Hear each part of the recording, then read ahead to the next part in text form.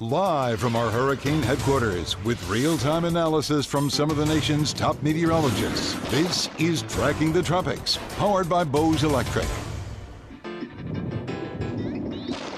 Right on cue, the tropics beginning to heat up out there as we track our fifth named storm of the 2024 Atlantic hurricane season. We have Tropical Storm Ernesto churning right over some of those Caribbean islands right now, expected to continue to gain strength as it moves north into the Atlantic. And this is just the beginning. We are less than a month away now from peak hurricane season, and we still have several months to go. We're still anticipating that very active season over the next couple of months, so this is likely just the beginning. Welcome into this episode of Tracking the Tropics. I'm one of your hosts, meteorologist Amanda Holly, here at WFLA. Co-hosting with me is alongside meteorologist Rebecca Berry, and we have our featured meteorologist today, Ellen Bacca, Chief Meteorologist for Wood TV. Thanks for joining us today, Ellen. Yeah, thanks for having me. Glad to be here. And of course, Rebecca, we dealt with Hurricane Debbie a couple of weeks ago now, and I guess it was a little over a week ago at this point. Debbie is now behind us. We're looking ahead to Ernesto, and this formed just within the past couple of days. We saw it coming. Those forecast models have been in relatively good agreement that this was going to happen, and here we are. Absolutely. And so the spaghetti models haven't been all over the place. This storm's performed exactly how we expected it to so far, but we know that you might have questions not only about Ernesto, but about anything in the tropics. We wanted to remind you that this is an interactive show, but in order for us to see your comment or your question, you need to use one of the hashtags that are listed below our faces here. And so that's hashtag Hey Amanda, hashtag Hey Rebecca, or hashtag Hey Ellen. And that way we are able to see those comments. Yeah, so we will be looking for those comments in the comment section wherever you are watching from right now. But I do want to give you kind of an overview of what's going on out there, and then we'll take your questions. We'll bring in Ellen to talk about what we've seen so far and what we could see for the rest of the season. But Ernesto right now is a tropical storm. It's moving toward Puerto Rico, kind of right over some of those eastern Caribbean islands. But there's nothing exactly beyond Ernesto at this point. Of course, we are watching some of those tropical waves that are coming off the coast of Africa. A couple of them look robust that are still over land right now, but the National Hurricane Center not highlighting anything in particular at the moment for the next 5 or 6 days. So we'll focus in on Tropical Storm Ernesto here. The 11 a.m. advisory had those maximum wind speeds up to 50 miles per hour, and it is beginning to slow down. This has been a very fast-moving tropical wave. Brought it over at the Lesser Antilles. It continues to strengthen at the moment, but it's going to continue to stay a tropical storm here over the next day or so before it moves into a very favorable environment for strengthening. But notice that sharp turn off to the north. We're fairly confident in that sharp turn because of some of the steering currents that are out there right now. Also confident, though, in that forecast. So in terms of the strength of that forecast, bringing it to a Category 2 storm as it approaches Bermuda. So the United States, you can see, is not necessarily in the cone here. We are not going to see direct impacts from Ernesto. We have high confidence with that. But Bermuda and some of those Caribbean islands still are going to be watching for this over the next couple of days. The reason that we have higher confidence than what we would typically see with a storm like this is because those steering currents are pretty well defined. We have this heat dome, this blocking area of high pressure kind of centered over the center part of the country. And we also have that Bermuda high that's out in the Atlantic. So the Bermuda high is what's steering it west, but the heat dome red shade that you see there, that's kind of going to block Ernesto from getting any closer. And there's going to be a break in these two systems, and that's what's really going to pull Ernesto off to the north, and it's going to scoop it up and keep it away from the United States. Now, it is currently over an area with a lot of energy, so that's why we're going to see this strengthening here over the next day or so. But it's going to move into an area that doesn't necessarily have a lot of available energy as it moves toward Bermuda. So we might not be looking at rapid intensification here, but certainly plenty of moisture and a good environment for that strengthening. That's why the National Hurricane Center forecast brings it up to a Category 1, then a Category 2.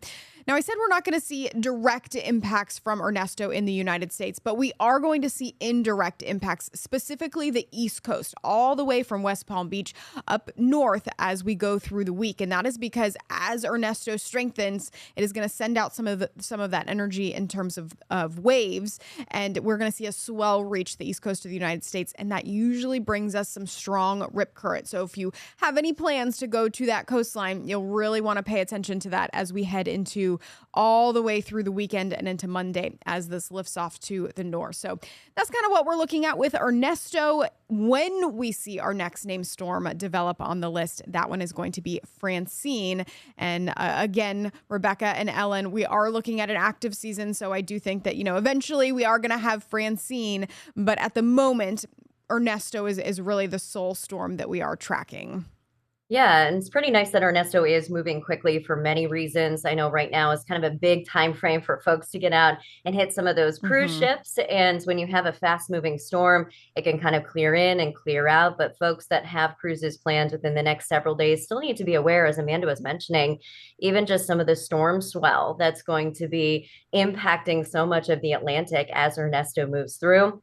Something else that we always watch, I'm a meteorologist in Michigan, is how the storms interact as they scoop further to the north. And luckily with Ernesto, we're starting to see that scoop, as Amanda showed us, over the Atlantic. But as we go later on in the season and the storms have the possibility of rolling into some of those favorable areas where there's a lot of heat and energy, and then potentially getting scooped into the United States, we could see flooding rains really impact a lot of folks. We already experienced a lot of flooding with Debbie. We personally in Michigan saw flooding impacts with Beryl, believe it or not, because of the steering currents. It's where the storm was scooped up and how it was carried across the nation. This is an extreme example, but remember, we saw Superstorm Sandy, which started off as a pretty powerful hurricane, and then it morphed into something even bigger late in the season because we started to see really powerful steering currents over the nation. That polar jet stream, that strong steering current over the northern portion of the country can really impact a lot as far as hurricanes go. And that's what we're going to be watching for. Amanda, something that we're seeing already here is the fact that our steering current up north is already exhibiting a late fall pattern. So what I mean by that is we're starting to see colder air digging deeper. And those are the types of setups that sometimes will pick up a tropical storm or hurricane, keep it over portions of the nation a little bit longer, and even strengthen it as it rolls across the New England, maybe even becoming a nor'easter. So that's something that we're watching. We're already beginning to see that more late fall pattern emerge, even though we're not even technically into fall yet. Yeah, and that's something that, Debbie was a really good reminder of that, we don't necessarily need a strong storm to feel those impacts. So even as a storm lifts north across the country, like Beryl did, it brought a lot of that moisture, brought even, a tornado threat. So as these storms lift north, they might not have the category of a hurricane, but we are still talking about those far-reaching impacts. And I think that both Beryl and Debbie were a good reminder of those far-reaching impacts. And we're only just beginning at this point. It's August 13th, and we have quite a ways to go. Of course, peak hurricane season early in September. And then, Ellen, you were just talking about the steering currents being a little bit more favorable. As a fall pattern, October, we're a little bit more susceptible here in Florida because of that fall pattern and some of those cold fronts like we see kind of push those storms in our direction. So we got a long ways to go. Ernesto, not necessarily a problem for the United States, but I don't think that this is going to be the last one that we see. No, and this was a scenario that we talked about as a possibility when we talked about how unprecedented the warmth was over the ocean, how it was more like August water in June. Yes. And so we wondered, would it accelerate our pattern? Would we see a fall-like pattern setting up a little bit earlier? And so it's still to be determined, but we are actually getting a very weak, and I don't want to call it a cold front. I'm going to call it a dry front because it's just lowering our humidity, but it's still really early in the season for us to see anything like that headed our way. Absolutely. We called it a humidity front There we go. I love that. on air this morning because, we're not really seeing any colder temperatures from it, but we're certainly going to get a drop in humidity, and that's going to be noticeable. But that is indicative of that later in the season pattern. So kind of definitely a different setup than we're used to seeing in mid-August, but it's early on in the season. Very, very Yeah, early. every season is absolutely different, but I think you guys are right on the money when you say that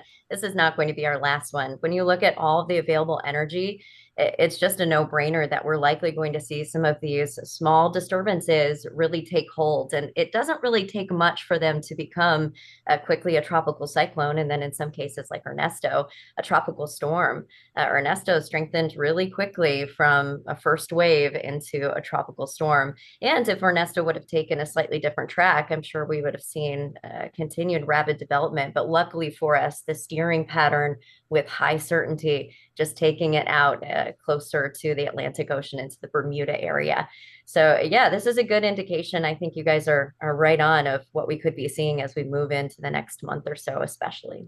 And we actually have some questions rolling into the queue. So if you'd like to ask a question, you have to use one of the hashtags below our names, hashtag Hey Ellen, hashtag Hey Amanda, or hashtag Hey Rebecca. That allows us to see your comment and bring it on screen here and answer your question if you do have a question. And the question coming in is hashtag Hey Rebecca, how about Santo Domingo? And since I am just coming into work today and Amanda has been at work all day long, I am going to toss that question her way. Yeah, so we'll kind of zoom in on some of these Caribbean islands here. We're mainly looking at impacts for Puerto Rico and those islands farther off to the west, and that's mainly going to be in the form of the tropical storm conditions. But we do know some of these islands a little bit more mountainous, so we're looking at some of the rainfall from these systems as well. Santo Domingo, though, I believe is a little bit farther to the east, and I don't think we're going to see quite as many impacts.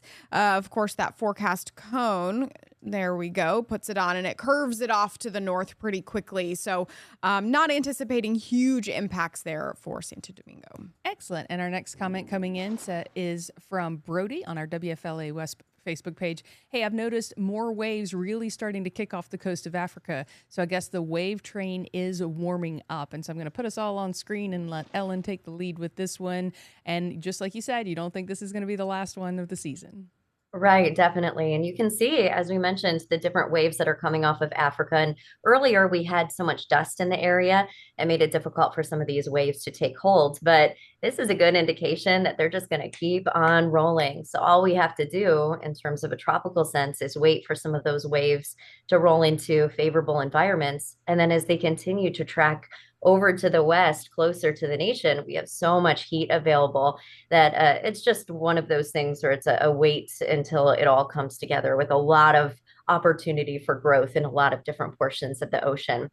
So the wave train really is what we look for as we get into September, the peak of hurricane season. Mm-hmm. And this is a great example. You can see not only Ernesto, but two more waves behind that are just showing the trends. Now, as Amanda mentioned earlier on, we don't have by the National Hurricane Center anything outlined quite yet as being something that we really need to be concerned about.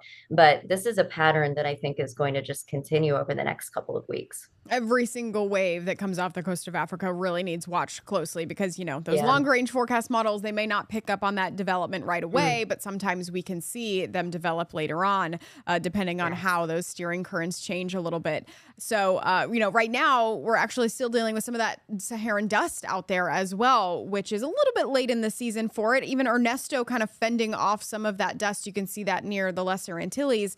And it is going to continue to fend off the dust as it moves north. We got a couple more plumes coming off. And again, we remember the dust is dry air. So this helps to limit some of that development. But it does look like we're going to see some of those plumes really thin out heading into the end of the month. So that will lead to an even more favorable environment for these tropical waves to kind of move into and then strengthen and develop.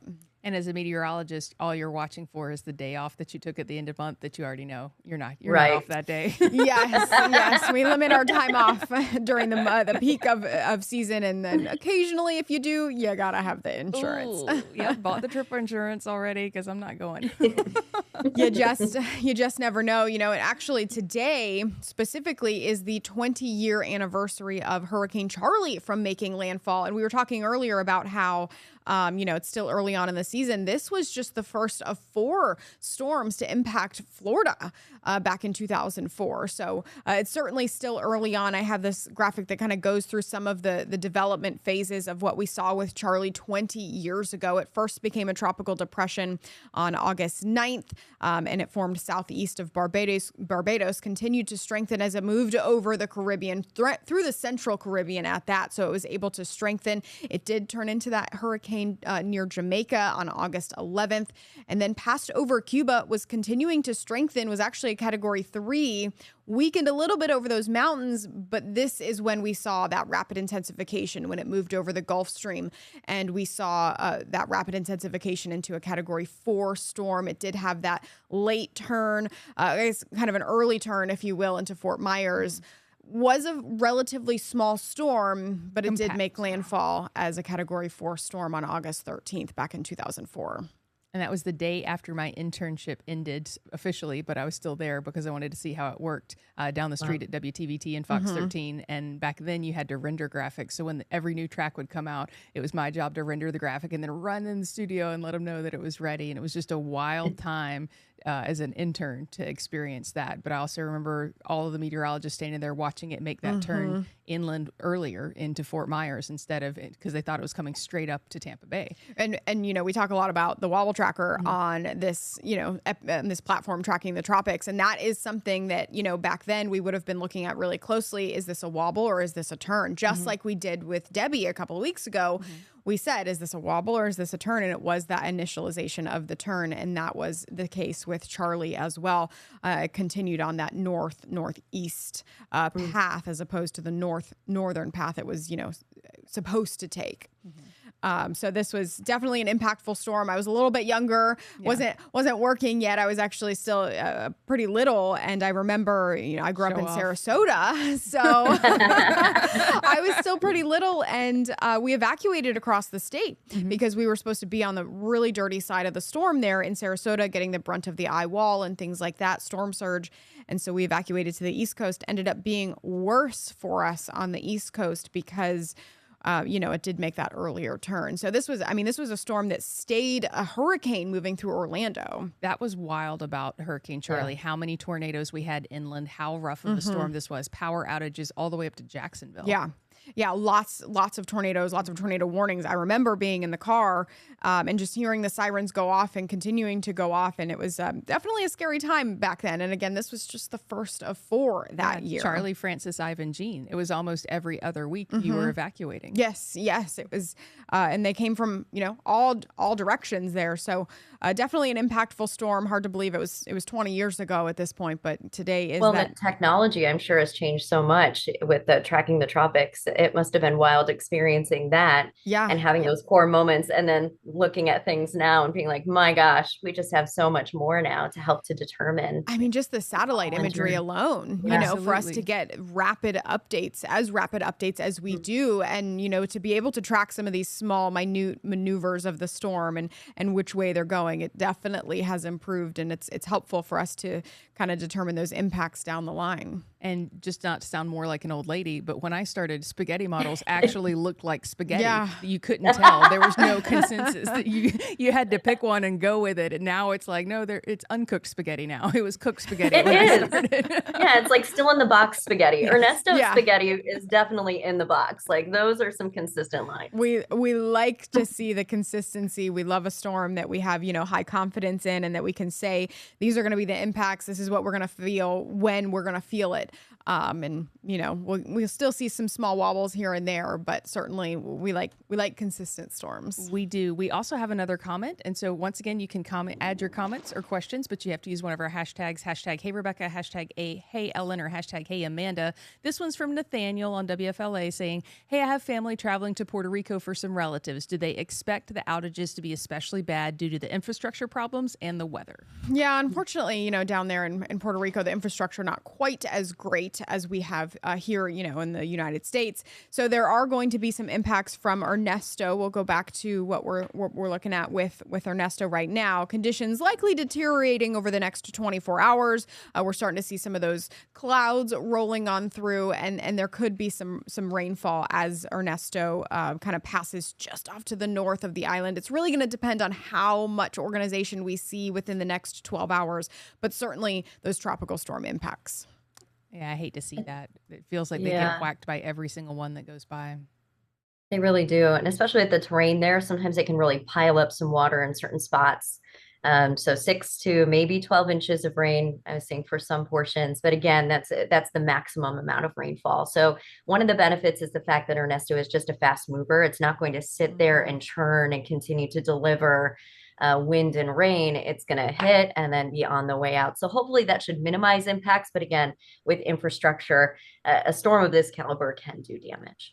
So yeah, I was just kind of looking on the National Hurricane Center website for, some of those more official forecasts for Puerto Rico specifically. Tropical storm warnings are in place. Hurricane watches are also in place, and that is because we could see that slightly faster intensification. So there will likely be some strong winds along the island there, and certainly that 6+ inches of rain over the next 24 hours. And if a storm is increasing in intensity as it approaches land versus decreasing, the damage is vastly different. Those increasing storms do a lot more damage. Looking at the storm surge here as well, just on the western side of the island. So this goes from San Juan all the way down to Guayama, and that's 1 to 3 feet of storm surge is kind of what they're looking at there for St. Thomas, St. Croix as well.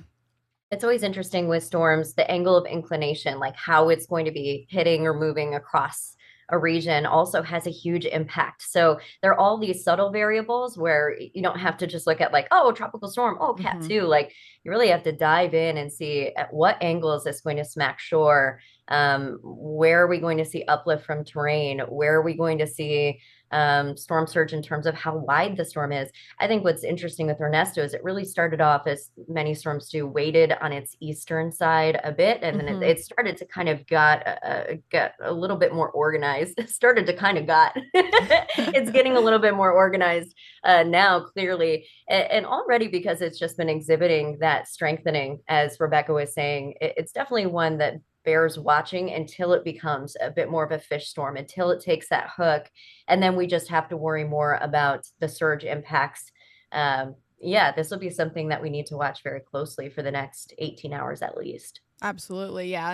And, we'll continue to track it as it makes its way toward Bermuda as well, possibly as that Category 2 storm. Right now, that forecast, calling for possibly a direct impact there. So certainly Bermuda should be keeping a close watch on this one as well. And we're going to make a last call for questions using the hashtag Hey Amanda, hashtag Hey Ellen, or hashtag Hey Rebecca. But in the meantime, we're going to give the floor to Ellen about your thoughts on this hurricane season.